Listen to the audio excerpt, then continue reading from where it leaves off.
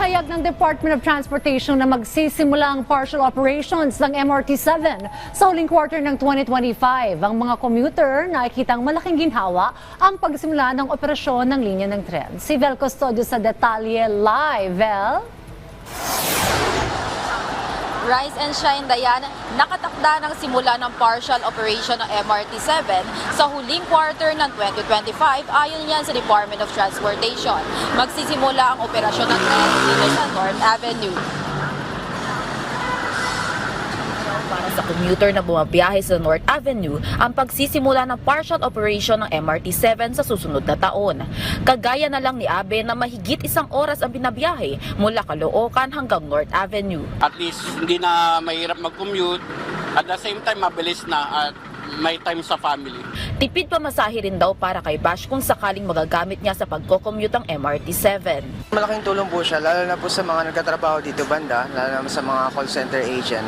Kasi para sa iilan, iisang biyahe na lang kailangan nila biyahehin patrabaho. Kumpara sa ngayon na, hindi nga, minsan yung iba, 2 biyahe pa yung sinasakyan bago makarating dito sa trabaho nila. Sa budget deliberation ng Kamara, inihayag ng DOTR na sisimulan na ang partial operation ng MRT-7 mula North Avenue Station hanggang Quirino Station sa huling quarter ng susunod na taon. Ibig sabihin, 11 na sa sumatotal na 14 na MRT stations ang pupwede nang magamit ng mga commuters. Habang may 22 kilometro ang MRT-7 na binubuo ng Quezon North Avenue Joint Station, Quezon Memorial Circle, University Avenue, Tandang Sora, Don Antonio, Batasan, Manggahan, Doña Carmen, Regalado, Mindanao Avenue, Quirino, Sacred Heart, Tala at San Jose del Monte.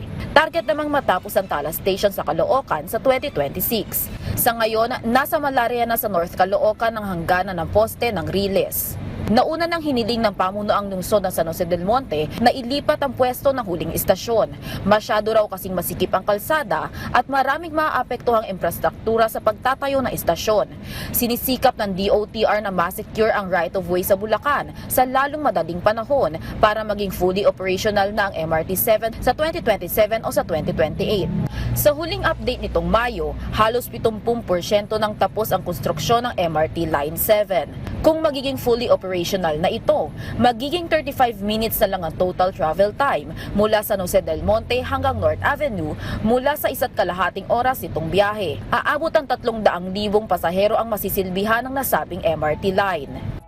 Para sa traffic update dito sa North Avenue, bagamat marami ng dumadaang sasakyan, maluwag pa rin ang daloy na trapiko sa magkabilang linya dito sa North Avenue, pero may kaunti lang pagbabagal sa mga intersections kagaya sa Mindanao Avenue at West Avenue. Balik sa iyo, Dayan. Maraming salamat, Vel Custodio.